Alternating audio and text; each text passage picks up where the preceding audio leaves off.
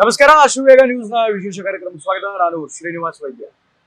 ರಾಜ್ಯದಲ್ಲಿ ಒಂದಿಷ್ಟು ರಾಜಕೀಯ ಬೆಳವಣಿಗೆಗಳ ಬಗ್ಗೆ ಮಾತಾಡೋಣ ಅಂತ ಇವತ್ತು ನಾನು ಮತ್ತು ಅಶ್ವವೇಗ ನ್ಯೂಸ್ನ ಪೊಲಿಟಿಕಲ್ ಕರೆಸ್ಪಾಂಡಿಂಗ್ ಆಗಿರುವಂತಹ ವಿವೇಕ್ ಇಬ್ಬರು ಬಂದಿದ್ದೀವಿ. ವಿವೇಕ್ ನನ್ನ ಜೊತೆ ಇದ್ದಾರೆ. ವಿವೇಕ್ ಅವ್ರನ್ನ ಮಾತಾಡ್ತಾ ಹೋಗ್ತೀನಿ. ವಿವೇಕ್, ಇತ್ತೀಚೆಗಷ್ಟೇ ವಿಧಾನ ಪರಿಷತ್ ಚುನಾವಣೆ ಅನ್ನುವಂಥದ್ದು ನಡೀತು. ಅಡ್ಡ ಮತದಾನದ ಬಿರುಗಾಳಿ ಎಲ್ಲರಂತೆ ಇವತ್ತು ಭಾರತೀಯ ಜನತಾ ಪಾರ್ಟಿ ಪಕ್ಷದಲ್ಲಿ ಸದ್ದು ಮಾಡ್ತಾ ಇದೆ. What's your opinion on that? ಏನ್ ಹೇಳ್ತೀರಿ ಅಡ್ಡ ಮತದಾನದ ಬಗ್ಗೆ? ಮುಂದಿನ ಬೆಳವಣಿಗೆಗಳು ಏನು ಇದೆ? ಮೊದಲನೇದಾಗಿ ಅಡ್ಡ ಮತದಾನ ನಡೆಯುತ್ತೆ ಅನ್ನೋ ವಿಶ್ವಾಸದಲ್ಲಿ ಕಾಂಗ್ರೆಸ್ ಅವರು ಇದ್ರು. ಅಡ್ಡ ಮತದಾನ ನಡೆಯುತ್ತೆ, ಬಿಜೆಪಿ ಅವ್ರು ನಮಗೆ ಹಾಕ್ತಾರೆ ಅನ್ನೋ ವಿಶ್ವಾಸದಲ್ಲಿ ಕಾಂಗ್ರೆಸ್ ಅವರು ಇದ್ರು. ಆದ್ರೆ ಬಿಜೆಪಿ ಅವ್ರಿಗೆಲ್ಲೋ ಒಂದ್ ಕಡೆ ಆತಂಕ ಇತ್ತು, ಏನಾದ್ರೂ ನಮ್ಮವ್ರು ಅಡ್ಡ ಮತದಾನ ಮಾಡ್ತಾರಾ ಅಂತ. ಕಾಂಗ್ರೆಸ್ ಅವರು ಅಡ್ಡ ಮತದಾನ ಕಾಂಗ್ರೆಸ್ ಅಲ್ಲಲ್ಲ, ಬಿಜೆಪಿ ಅವರೇ ಕಾಂಗ್ರೆಸ್ ಅಡ್ಡ ಮತದಾನ ಮಾಡ್ತಾರೆ ಅನ್ನೋ ಆತಂಕ ಇತ್ತು. ಆ ನಿಟ್ಟಿನಲ್ಲೇ ನಾವು ನೋಡ್ಬೋದು, ಅವ್ರಿಗೆ 28 ಓಟ್ ಸಾಕಿತ್ತು. ಇನ್ನು ಉಳಿದಂತ 6 ಓಟು ಜೆಡಿಎಸ್ ಅಭ್ಯರ್ಥಿ ಗೋವಿಂದ ರಾಜು ಕೊಡಬಹುದಿತ್ತು.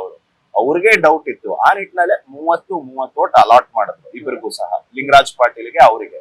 ಆದ್ರೂ ಕೂಡ ಲಿಂಗರಾಜ್ ಪಾಟೀಲ್ 30 ಅಲಾಟ್ ಮಾಡಿದ್ರೆ 3 ಕಟ್ ಆಯ್ತು, 27 ಆಯ್ತು. ಹೆಚ್ಚು ಕಮ್ಮಿ ಇವ್ರೇನಾದ್ರು 28 ಮಾಡಿದ್ರೆ 3 ಹೋಗಿದ್ರೆ 25 ಆಗಿರೋದು. ಅದೇನಾದ್ರು ಗೋವಿಂದ ರಾಜು ಅವ್ರಿಗೆ ಹೋಗಿದ್ರೆ ಬಿಜೆಪಿ ಅಭ್ಯರ್ಥಿನೇ ಸೋತೋಗಿರೋದು. ಈ ರೀತಿಯಾಗಿ ಆಗುತ್ತೆ ಅನ್ನೋ ಒಂದೆಲ್ಲೋ ಒಂದ್ ಕಡೆ ಬಿಜೆಪಿ ಅವ್ರಿಗೆ ಆತಂಕ ಇತ್ತು ಅನ್ಸುತ್ತೆ. ಇಲ್ಲಾಂದ್ರೆ ಆತಂಕ ಇಲ್ಲದೆ ಇದ್ರೆ ಯಾರು ಸುಮ್ನೆ 30 ಹಾಕ್ತಾ ಇರ್ಲಿಲ್ಲ. ಅಲ್ಲೊಂದು ಕ್ಲಿಯರ್ ಆಗಿ ನಮಗ್ ಗೊತ್ತಾಗುತ್ತೆ. ಆದ್ರೆ ಇದ್ದ 30ರಲ್ಲಿ 3 ಕದ್ದವರು ಯಾರು ಅನ್ನಂಗ್ ಆಗಿದೆ ಈಗ ಸದ್ಯದ ಮಟ್ಟಿಗೆ. ಒಂದಿಷ್ಟು ಸಸ್ಪೆಕ್ಟ್ ಗಳನ್ನ ಕೂಡ ಬಿಜೆಪಿ ಅವ್ರು ಹುಡುಕಿದ್ರು. ಯಾರು ಇವ್ರು ಹಾಕಿರ್ಬೋದಾ ಅನ್ನೋ. ಅಂದ್ರೆ ಏನಾದ್ರೂ ಈ ತರ ಅಡ್ಡ ಮತದಾನ ನಡೆದಿದೆ ಅಂದ್ರೆ ಬಹಿರಂಗವಾಗಿ ಆ ವ್ಯಕ್ತಿ ಬಂದು ಹೇಳ್ಕೋಬೇಕೆ ಹೊರತು ನಾವು ಹುಡ್ಕೋದಿಕ್ ಆಗಲ್ಲ. ಯಾಕಂದ್ರೆ ಅದು ಗೌಪ್ಯ ಮತದಾನ, ಬ್ಯಾಲೆಟ್ಸ್ ಎಲ್ಲ ಒಳಗ್ ಹೋಗಿದೆ. ಈಗ ಹಂಗೂ ಹುಡುಕ್ಬೇಕು ಅಂದ್ರೆ ಒಂದು ಆಪ್ಷನ್ ಇದೆ, ಏನಂದ್ರೆ ಆ ಪೇಪರ್ಸ್ ನ ಎತ್ಕೊಂಡು ಯಾರು ಬರ್ದಿದ್ದು, ಈ ಇಂಕ್ ಯಾರ್ದು ಅಂತ ಟೆಸ್ಟ್ ಮಾಡೋದು. ಬಟ್ ಅದೆಲ್ಲ ಅಸಾಧ್ಯ. ಗೊತ್ತಿದೆ, ಅದು ವಿಶಾಲಾಕ್ಷಿ ಅವರ ಕೈಯಲ್ಲಿ ಇರುತ್ತೆ, ಸೆಕ್ರೆಟರಿಯೇಟ್ ಅವರ ಕೈಯಲ್ಲಿ. ಅದನ್ನೆಲ್ಲ ಎತ್ಕೊಂಡು ನಾವು ಮಾಡೋದಿಕ್ ಆಗಲ್ಲ. ಅದೆಲ್ಲ ಆಗದೆ ಇರುವಂತ ವಿಚಾರ. ಆ ನಿಟ್ಟಿನಲ್ಲಿ ಹಂಗೆ ಅಂದ್ರೆ ಸುಮ್ನೆ ಯಾರಾದ್ರೂ ಹೇಳ್ಕೊಂಡಿರ್ತಕ್ಕಂಥದ್ದು, ನಾನು ಈ ತರ ಕಾಂಗ್ರೆಸ್ ವೋಟ್ ಹಾಕ್ತೀನಿ ಅಂತ, ಅಥವಾ ಎಲ್ಲಾದ್ರೂ ಭೇಟಿ ಮಾಡಿರೋಂಥದ್ದು, ಈ ತರ ಒಂಥರ ಸರ್ಚ್ ಮಾಡೋದಕ್ಕೆ ಡಾಟ್ ಗಳನ್ನ ಹುಡುಕ್ತಾ ಹೋಗಿ. ಹೌದೌದು, ಡಾಟ್ ಗಳನ್ನ ಎಲ್ಲಾದ್ರೂ ಕನೆಕ್ಟ್ ಆಗಿದ್ಯಾ, ಅವ್ರೇನಾದ್ರೂ ಈಗ ಬಿಜೆಪಿ ಅವರು ಏನಾದ್ರು ಶಾಸಕರು ಕಾಂಗ್ರೆಸ್ ಕನೆಕ್ಟ್ ಆಗಿದಾರಾ, ಎಲ್ಲೆಲ್ಲ ಭೇಟಿ ಮಾಡಿದ್ದಾರೆ, ಅವರ ಹಿಂದಿನ ನಡೆಗಳೇನಾಗಿತ್ತು, ಇದನ್ನೆಲ್ಲ ಸರ್ಚ್ ಮಾಡೋದಕ್ಕೆ ಈಗಾಗ್ಲೇ ಪ್ರಾರಂಭ ಮಾಡಿದ್ದಾರೆ. ಮೊದಲನೇ ದಿನ ಅಡ್ಡ ಮತದಾನ ಆಗಿದ್ದ ದಿನ ಅಧ್ಯಕ್ಷರು ಹೇಳ್ತಾರೆ ಯಾರು ಮಾಡಿದ್ದಾರೆ ಅಂತ ನಮಗೆ ಈಸಿಯಾಗಿ ಗೊತ್ತಾಗುತ್ತೆ, ಪತ್ತೆ ಹಚ್ತೀವಿ ಅಂತ ಹೇಳ್ತಾರೆ. ಮರುದಿನ ಹೇಳ್ತೀವಿ ನಾವು ಪತ್ತೆ ಹಚ್ತೀವಿ, ಹೈಕಮಾಂಡ್ ನಾಯಕರಿಗೆ ಹೋಗಿ ಭೇಟಿ ಮಾಡ್ತೀವಿ, ನನಗೂ ಕೂಡ ನೋವಾಗಿದೆ ಅಂತ ಹೇಳ್ತಾರೆ. ವಿಜೇಂದ್ರ ಅವರೇ ಸ್ವತಃ ಹೇಳ್ತಾರೆ, ನನಗೂ ಕೂಡ ನೋವಾಗಿದೆ, ಒಂದು ಕಾರ್ಯಕರ್ತನಾಗಿದ್ದು ಕಾರ್ಯಕರ್ತನ ತರಾನೇ ನನ್ನನ್ನು ಭಾವಿಸ್ಕೊಳ್ತೀನಿ, ನನಗೂ ಕೂಡ ದೊಡ್ಡ ಮಟ್ಟದಲ್ಲಿ ನೋವಾಗಿದೆ ಅಂತ. ಯಾಕಂದ್ರೆ ಅವರ ನೇತೃತ್ವದಲ್ಲೇ ಇದಾಗಿರುವಂತ ಚುನಾವಣೆ. ಈಗ ನಾವು ನೋಡುತ್ತೀವಿ ದೇಶದಾದ್ಯಂತ ಬಿಜೆಪಿ ಅವರು ಆಪರೇಷನ್ ಗಳನ್ನ ಮಾಡ್ತಾ ಇದ್ದಾರೆ. ಟಿಎಂಸಿ ಅವ್ರನ್ನ ಎತ್ಕೊಂಡು ಹೋಗ್ತಾ ಇದ್ದಾರೆ.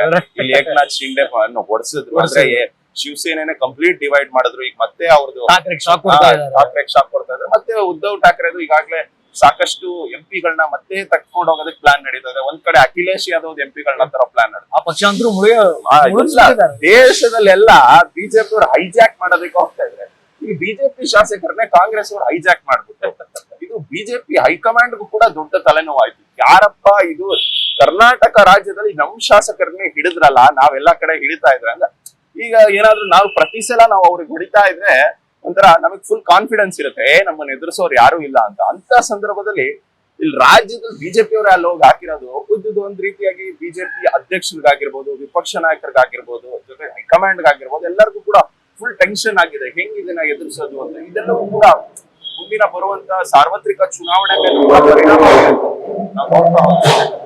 ಸಾಕಷ್ಟು ಜನ ನೋಡ್ತಾ ಇರ್ತಾರೆ. ನನಗೆ ಒಂದಿಷ್ಟು ಕಾರ್ಯಕರ್ತರು ಫೋನ್ ಮಾಡಿದ್ರು, ಅಂದ್ರೆ ಬಿಜೆಪಿ ಭಾರತೀಯ ಜನತಾ ಪಾರ್ಟಿ ಅವರು ಅಧ್ಯಕ್ಷರುಗಳಾದಂತವ್ರು, ಒಂದ್ ಸಣ್ಣ ಪುಟ್ಟ ಪೋಸ್ಟ್ ನಲ್ಲಿ ಇದ್ದಂತವ್ರು, ಸೆಕೆಂಡ್ ಲೈನ್ ಲೀಡರ್ ಇದ್ದಂತವ್ರು, ಯಾರಂತೆ ಹಾಕಿರೋದು ಒಟ್ಟು ನಮಗೆಲ್ಲ ತುಂಬಾ ನೋವಾಗ್ತಿದೆ. ಆತರ ಕಾರ್ಯಕರ್ತರ ಏನೊಂದು ಜೋಶ್ ಇರುತ್ತಲ್ಲ, ಆ ಜೋಶ್ ಎಲ್ಲವೂ ಕೂಡ ಡೌನ್ ಆಗುತ್ತೆ, ಕುಗ್ಗುತ್ತೆ. ಈಗ ನಮ್ಮ ಆಫೀಸಲ್ಲೇ ನಾವು ಕೆಲಸ ಮಾಡ್ತೀವಿ. ನಮ್ಮ ಆಫೀಸ್ಗೆ ಏನಾನ ಆಯ್ತು ಅಂದ್ರೆ ನಮಗೂ ಕೂಡ ಒಂಥರ ಆತಂಕ ಆಗುತ್ತೆ, ಅಯ್ಯೋ ಹಿಂಗ್ ಆಗೋಯ್ತಲ್ಲ ಅಂತ. ನಮ್ಮ ಮನಸ್ಥಿತಿ ಕೂಡ ಸ್ವಲ್ಪ ಸ್ಲೋ ಡೌನ್ ಆಗುತ್ತೆ. ಅದೇ ಒಂದ್ ರನ್ ಆಗ್ತಾ ಇದ್ರೆ ಜೋಶ್ ಇರುತ್ತೆ, ಮಾಡ್ಬೇಕು, ಗೆಲ್ಬಹುದು. ಆ ಜೋಶ್ ಈಗ ಸದ್ಯದ ಮಟ್ಟಿಗೆ ಬಿಜೆಪಿಯಲ್ಲಿ ಕಮ್ಮಿ ಆಗಿದೆ. ಈ ಹಿಂದೆನೆ ಸಾಕಷ್ಟು ದಿನಗಳಿಂದ ಕೂಡ ಬಿಜೆಪಿಯಲ್ಲಿ ಆ ಜೋಶ್ ಕಮ್ಮಿ ಆಗಿತ್ತು. ಯಾಕಂದ್ರೆ ಒಂದ್ ಹೊಂದಾಣಿಕೆ ಇಲ್ಲ ಅಂತ ಒಂದ್ ಕಡೆ, ಜೊತೆಗೆ ರೆಬಲ್ ಟೀಮ್ ಅಂತ ಒಂದ್ ಕಡೆ, ಜೊತೆಗೆ ಯತ್ನಾಳ್ನ ಉಚ್ಚಾಟನೆ ಮಾಡಿತ್ತು. ಇದೆಲ್ಲವೂ ಕೂಡ ಬಿಜೆಪಿ ಪಾಳ್ಯದಲ್ಲಿ ಈಗಾಗಲೇ ಜೋಶ್ ಕಮ್ಮಿ ಮಾಡಿತ್ತು. ಮನೆ ಒಂದು 3 ಬಾಗಿಲಲ್ಲ, 200 ಭಾಗ ಆಗಿತ್ತು ಅಂತಾನೆ ಹೇಳ್ಬೋದು. ಆ ತರ ಆಗಿತ್ತು. ಈಗ ಮತ್ತೆ ಈ ವಿಚಾರ ಇದೆಯಲ್ಲ, ಅಡ್ಡ ಮತದಾನ ಆಗಿರುವಂತ ವಿಚಾರ ಇನ್ನೂ ಒಂದ್ ಸ್ಟೆಪ್ ಜೋಶ್ ಕಮ್ಮಿ ಮಾಡಿದೆ ಕಾರ್ಯಕರ್ತರಲ್ಲಿ ಅಂತಾನೆ ಹೇಳ್ಬೋದು. ಈಗ ಮನಸ್ಥಿತಿ ಹೆಂಗಾಗಿದೆ ಅಂದ್ರೆ, ಮತ್ತೆ ಡಿ ಕೆ ಶಿವಕುಮಾರ್ ಅವರು ಈಗ ಮುಖ್ಯಮಂತ್ರಿ ಆಗಿದ್ದಾರೆ, ಮತ್ತೆ ಕಾಂಗ್ರೆಸ್ ಅಧಿಕಾರಕ್ಕೆ ಬರುತ್ತೆ ಅನ್ನೋ ಮನಸ್ಥಿತಿ ಬಿಜೆಪಿ ನಾಯಕರಲ್ಲೇ ಹುಟ್ಕೊಳ್ಳೋದಕ್ಕೆ ಪ್ರಾರಂಭ ಆಗ್ತಾ ಇದೆ. ಈ ಹಿಂದೆ ನಾವು ನೋಡ್ತಾ ಇದ್ವಿ ND ಅವರು ಎಷ್ಟು ಕಾನ್ಫಿಡೆಂಟ್ ಆಗಿದ್ರು ಅಂದ್ರೆ, ಸಿದ್ದರಾಮಯ್ಯನವರು CM ಆಗಿದ್ದಂತ ಸಂದರ್ಭದಲ್ಲಿ ಯಾವುದೇ ಕಾರಣಕ್ಕೂ ನೆಕ್ಸ್ಟ್ ಕಾಂಗ್ರೆಸ್ ಬರೋದಿಲ್ಲ, ನಮ್ಮ NDA ಸರ್ಕಾರ ಬರುತ್ತೆ, 150 ಸೀಟ್ಗಳನ್ನ ನಾವು ಕಾನ್ಫಿಡೆನ್ಸ್ 100% ಕಾನ್ಫಿಡೆನ್ಸ್ ಇತ್ತು ಅವರಿಗೆ.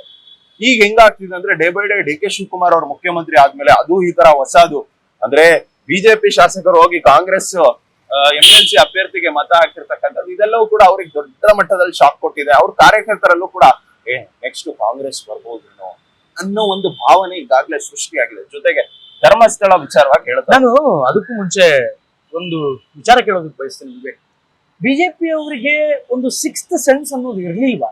ಈ ತರದ ಅಡ್ಡ ಮತದಾನ ಆಗುತ್ತೆ, ನಾವೆಲ್ಲಾ ಶಾಸಕರು ಈಗ ಫಾರ್ ಎಕ್ಸಾಂಪಲ್ ಈ ಕಾಂಗ್ರೆಸ್ನವರು ರೆಸಾರ್ಟ್ ಕರ್ಕೊಂಡು ಹೋಗಿ ಒಂದು ರೂಪರೇಷೆಗಳನ್ನ ಹಾಕೊಟ್ರು, ಇಂತಿಂತವ್ರಿಗೆ ಮತ್ತೆ ಹಾಕ್ಬೇಕು, ಹಂಗ್ ಮಾಡ್ಬೇಕು, ಹಿಂಗ್ ಮಾಡ್ಬೇಕು ಅಂತ ಒಂದು ಪೂರ್ವಭಾವಿ ಸಭೆ ನಡೀತು, ಒಂದು ಶಾಸಕಾಂಗ ಸಭೆ ನಡೀತು. ಈಗ ಎಲ್ಲಾ ಮುಗಿದ ಮೇಲೆ ಶಾಸಕಾಂಗ ಸಭೆ ಮಾಡಿ ಏನ್ ಪ್ರಯೋಜನ? ಚುನಾವಣೆಗೂ ಮುಂಚೆ ಒಂದು ಶಾಸಕಾಂಗ ಸಭೆ ಮಾಡಿ ಎಲ್ಲಾ ಶಾಸಕರಿಗೂ ಒಂದು ಎಚ್ಚರಿಕೆ ಗಂಟೆಯನ್ನ ಕೊಡಬಹುದಿತ್ತು ಅಂತ ನಿಮಗೆ ಯಾವಾಗಾದ್ರೂ ಅನ್ಸಿದೇನಾ? ಅದು ಒಂದು 6th ಸೆನ್ಸ್ ಇರ್ಲಿಲ್ವಾ ವಿವೇಕ್ ಬಿಜೆಪಿ ಅವರಿಗೆ? ಖಂಡಿತವಾಗ್ಲೂ ಮಾಡಬಹುದಿತ್ತು. ಇದು ಬಿಜೆಪಿ ಅವರು ಮಾಡ್ತಾರೆ. ಒಂದು ಶಾಸಕಾಂಗ ಪಕ್ಷದ ಸಭೆ, ಮಾಮೂಲಿ MLC ಚುನಾವಣೆ ಅಂದ್ರೆ, ಕೌನ್ಸಿಲ್ ಚುನಾವಣೆ ಅಂದ್ರೆ ಮಾಡೇ ಮಾಡ್ತಾರೆ. ಆ ಶಾಸಕಾಂಗ ಪಕ್ಷದ ಸಭೆ ಮಾಡಿದ್ರು. ಹಿಂದಿನ ದಿನ ಕೂಡ ವಿಪ್ ಜಾರಿ ಮಾಡಿ ಯಾರು ಯಾರಿಗೆ ಮತ ಹಾಕ್ಬೇಕು ಅಂತ ಕೊಟ್ಟಿಲ್ಲ ಅವರು. ಮುಂದಿನ ದಿನ ನೆಕ್ಸ್ಟ್ ಅಂದ್ರೆ ಚುನಾವಣೆ ಇವತ್ತು ಅಂದಾಗ, ಇವತ್ತು ಬೆಳಗ್ಗೆ ಮತ್ತೆ ಅಶೋಕ್ ಅವರ ಕ್ಯಾಬಿನ್ ನಲ್ಲಿ ಕರೆದು ಅಲ್ಲಿ ಅಲಾಟ್ ಮಾಡಿ ಕಳಿಸ್ತಾರೆ. 30 ಜನನ 2 ತಂಡ ಮಾಡಿ ಅಲಾಟ್ ಮಾಡಿ ಕಳಿಸ್ತಾರೆ. ಎಲ್ಲ ಒಂದ್ ಕಡೆ ಇವ್ರಿಗೂ ಆತಂಕ ಇತ್ತೇನೋ ಬಹುಶಃ, ಇಲ್ಲಾಂದ್ರೆ 30 ಜನನ ಅಲಾಟ್ ಮಾಡ್ತಿರಲ್ಲ ನಾನು ಹೇಳ್ದಂತೆ. ಮತ್ತೆ ಇನ್ನೊಂದು ಬಹಳ ಟೂ ಲೇಟ್ ಆಗಿ ಗೊತ್ತಾಗಿದೆ. ಹೌದೌದು, ಟೂ ಲೇಟ್ ಆಗಿ ಗೊತ್ತಾಗಿದೆ. ಮತ್ತೆ ಇನ್ನೊಂದು ಇವರಿಗೊಂದು ಒಂದು ಕಾನ್ಫಿಡೆನ್ಸ್ ಇತ್ತು, ನಮ್ಮ ಬಿಜೆಪಿ ಶಾಸಕರೆಲ್ಲ ಆ ಕಡೆ ಮತ ಹಾಕ್ತಾರೆ ಅನ್ನೋ ಒಂದು ಭಾವನೆ ಕೂಡ ಇವ್ರಿಗಿರ್ಲಿಲ್ಲ. ಕಾನ್ಫಿಡೆನ್ಸ್ ಅವರ ಓವರ್ ಕಾನ್ಫಿಡೆನ್ಸ್ ಇತ್ತು ಒಂದ್ ಕಡೆ, ಆಮೇಲೆ ಅದು ಆತಂಕಕ್ಕೂ ಕನ್ವರ್ಟ್ ಆಯ್ತು. ಅದಕ್ಕೆ 30 ಮಾಡಿದ್ರು. ಸೊ ಈ ತರ ಬಿಜೆಪಿ ಅವ್ರಿಗೆ ಒಂದ್ ಕಡೆ ಟೆನ್ಷನ್ ಆಯ್ತು, ಎಲ್ಲಾದ್ರೂ ಹಾಕ್ಬಿಡ್ತಾರೇನೋ ಬಹುಶಃ ಅಂತ 30 ಮಾಡ್ಬಿಟ್ರು, ಸೇಫ್ ಅಂಡ್ ಸೈಡ್ ಇರೋಣ ಅಂತ. ಒಂದ್ ವೇಳೆ ನಾನು ಹೇಳದ್ನಲ್ಲ, 30 ಹಾಕಿ ಹೋಗಿದ್ರೆ ಈ ಪರಿಸ್ಥಿತಿ ಏನಾಗಿದೆ, ಒಂದ್ ವೇಳೆ ಗೋವಿಂದರಾಜ್ ಅಭ್ಯರ್ಥಿ ಗೆದ್ದಿದ್ರೆ, ಬಿಜೆಪಿ ಅಭ್ಯರ್ಥಿ ಸೋತಿದ್ರೆ ದೊಡ್ಡ ಮಟ್ಟದ ಮುಖಭಂಗ ಆಗ್ತಾ ಇತ್ತು. ಈಗ ಇನ್ನೊಂದ್ ಕಡೆ JDS ಅವ್ರು ಹೇಳ್ಕೊಳ್ತಾ ಇದ್ದಾರೆ, ನಮ್ಮ ಶಾಸಕರು ಬರೀ 4 ಜನ ಮಾತ್ರ ಅಡ್ಡ ಮತದಾನ ಮಾಡಿರೋದು, ನೀವು ಕೊಟ್ಟಿರೋಂತವ್ರು ಅಂದ್ರೆ ನೀವು ಅಲಾಟ್ ಮಾಡಿರೋ ಅಂತ ಬಿಜೆಪಿ ಅವ್ರು ಯಾರಿಗೆ ನಮಗ್ ಹಾಕೋದಕ್ಕೆ ಹೇಳಿದ್ರೆ ಅವ್ರು ಅಡ್ಡ ಮತದಾನ ಮಾಡದಂತೇನೆ ಲೆಕ್ಕ ಅಲ್ವಾ? ಕ್ಲಿಯರ್ ಆಗ 3 ಜನ ಯಾರು ಅಂತ ಕೂಡ ಗೊತ್ತಿದೆ. ಈಗಾಗಲೇ JDS ಅವ್ರು ಡಿಫೆಂಡ್ ಮಾಡ್ಕೊಳ್ತಾ ಇದ್ದಾರೆ, ನಮ್ಮವ್ರು 4 ಜನ ಹಾಕಿರೋದು ಅಂತ. ಅಲ್ಲಿಗೆ ಇವರೇ ಅಲ್ವಾ ಹಾಕ್ತಂಗ ಅರ್ಥ? ಇವ್ರು 3 ಜನ ಪ್ಲಸ್ ಇನ್ನೊಂದು ಸಿಂಧು ಆಗಿರುವಂತ ಒಂದು ಮತ, ಜೊತೆಗೆ ಲಿಂಗರಾಜ್ ಪಾಟೀಲ್ 3 ಮತ ಸೇರಿಸಿದ್ರೆ ಟೋಟಲ್ 7 ಜನ. ಇರೋ 60 ಜನದಲ್ಲಿ 7 ಜನ ಹೋಗಿದ್ದಾರೆ. ಅಂದ್ರೆ ಎಷ್ಟರ ಮಟ್ಟಿಗೆ ಅಂದ್ರೆ 12-13% ಶಾಸಕರನ್ನ ಹಿಜಾಕ್ ಮಾಡೋದ್ರಲ್ಲಿ ಯಶಸ್ವಿ ಆಗಿದ್ದಾರೆ ಕಾಂಗ್ರೆಸ್ ಅವರು ಅಂತಾನೆ ಹೇಳ್ಬೋದು. 12-13% ಅಂದ್ರೆ ದೊಡ್ಡ ಮಟ್ಟದ ಶಾಕ್ ಅಂತಾನೆ. ಈಗ ಜೊತೆಗೆ ಧರ್ಮಸ್ಥಳ ಹೋಗೋದಕ್ಕೆ ಮುಂದಾಗಿದ್ದಾರೆ. ಈಗ ಧರ್ಮಸ್ಥಳದಲ್ಲಿ ಹೋಗಿ ಆಣೆ ಪ್ರಮಾಣ ಮಾಡಿಸ್ತಾರೋ ಏನೋ ಬಹುಶಃ, ನಂಗೆ ಗೊತ್ತಿರಂಗೆ. ವಿಜೇಂದ್ರ ಅವರು ಹೇಳಿರೋ ಪ್ರಕಾರ ಈಗ ಮುಂದಿನ ದಿನಗಳಲ್ಲಿ ಅಂದ್ರೆ ಸೆಂಟ್ರಲ್ ಗವರ್ಮೆಂಟ್ ಗಿಂದ ಅಂದ್ರೆ ಬಿಜೆಪಿಯ ಕೇಂದ್ರದಿಂದ ಏನಾದ್ರು ಹೈಕಮಾಂಡ್ ದಿಂದ ಬಹಳ ಪ್ರೆಷರ್ ಉಂಟಾಗ್ತಾ ಇದೆ ವಿಜೇಂದ್ರ ಅವರಿಗೆ. ಅಂದ್ರೆ ಯಾರು ಅಡ್ಡ ಮತದಾನ ಮಾಡಿದ್ದಾರೆ ಕಂಡು ಹಿಡೀರಿ. ಖಂಡಿತವಾಗ್ಲು ಹಾಗೇ ಆಗಿರುತ್ತೆ. ಯಾಕಂದ್ರೆ ನಾನು ಹೇಳಿದ್ನಲ್ಲ, ಇಷ್ಟರ ಮಟ್ಟಿಗೂ ಕೂಡ, ಇಷ್ಟು ದಿನದವರೆಗೂ ಕೂಡ ಅಷ್ಟೇ ದೇಶದಾದ್ಯಂತ ಎಲ್ಲಾ ಕಡೆ MP ಗಳಾಗಿರ್ಬೋದು, MLA ಗಳಾಗಿರ್ಬೋದು, MLC ಬಂದು ಬಿಜೆಪಿ ಸೇರ್ಪಡೆ ಆಗ್ತಾ ಇದ್ದಾರೆ. ಇಲ್ಲಿ ನಮ್ಮ ರಾಜ್ಯದಲ್ಲಿ ಬಿಜೆಪಿ ಅವರು ಕಾಂಗ್ರೆಸ್ ಸೇರ್ಪಡೆ ಆಗ್ತಾ ಇರೋದು ಒಂದ್ ಕಡೆ. ಇಲ್ಲಿವರೆಗೂ ಕೂಡ ಚಾಣಕ್ಯ, ಅಮಿತ್ ಶಾ ಅಂತಾನೆ ಎಲ್ಲಾ ಕಡೆ ಓಡಾಡ್ತಾ ಇತ್ತು. ಈಗ ರಾಜ್ಯದಲ್ಲಿ ಕಾಂಗ್ರೆಸ್ ಅವರು ಒಂದಿಷ್ಟು ಜನ ಪೋಸ್ಟ್ ಹಾಕೊಳ್ಳೋದಕ್ಕೆ ಪ್ರಾರಂಭ ಮಾಡಿದ್ದಾರೆ. ಅದು ದೇಶದಾದ್ಯಂತ ಚಾಣಕ್ಯ ಅಮಿತ್ ಶಾ ಇರ್ಬೋದು, ನಮ್ಮ ಕರ್ನಾಟಕದಲ್ಲಿ ಅಮಿತ್ ಶಾ ಡಿ ಕೆ ಶಿವಕುಮಾರ್ ಅವರು ಅಂತ ಪೋಸ್ಟ್ ಗಳನ್ನ ಹಾಕೋತಾ ಇದ್ದಾರೆ.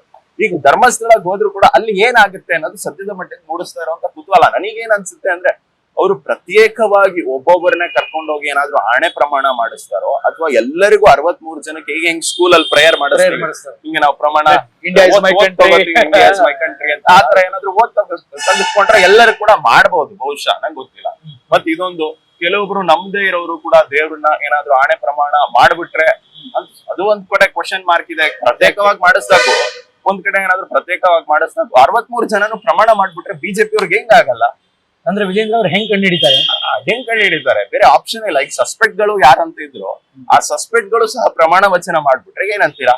ಈಗ ಮತ್ತೊಂದು ಸಸ್ಪೆಕ್ಟ್ HK ಸುರೇಶ್ ಬೇಲೂರ್ ಅವರು ಕೂಡ ಸಸ್ಪೆಕ್ಟ್ ಇದ್ರು. ಮೊದಲನೇ ದಿನದಿಂದ ಕೂಡ ಒಂದ್ ಕಡೆ ಬಿಜೆಪಿ ಪಾಳ್ಯದಲ್ಲಾಗಿರ್ಬೋದು, ಬಹಿರಂಗ ಚರ್ಚೆಗಳಲ್ಲಾಗಿರ್ಬೋದು, ಅವರು ಕೂಡ ಈ ತರ ಗೌಪ್ಯ ಮತದಾನದಲ್ಲಿ ಅಡ್ಡ ಮತದಾನ ಮಾಡಿದ್ದಾರೆ HK ಸುರೇಶ್ ಅನ್ನೋ ಒಂದ್ ಮಾತುಗಳು ಕೂಡ ಕೇಳಿ ಬಂದಿತ್ತು.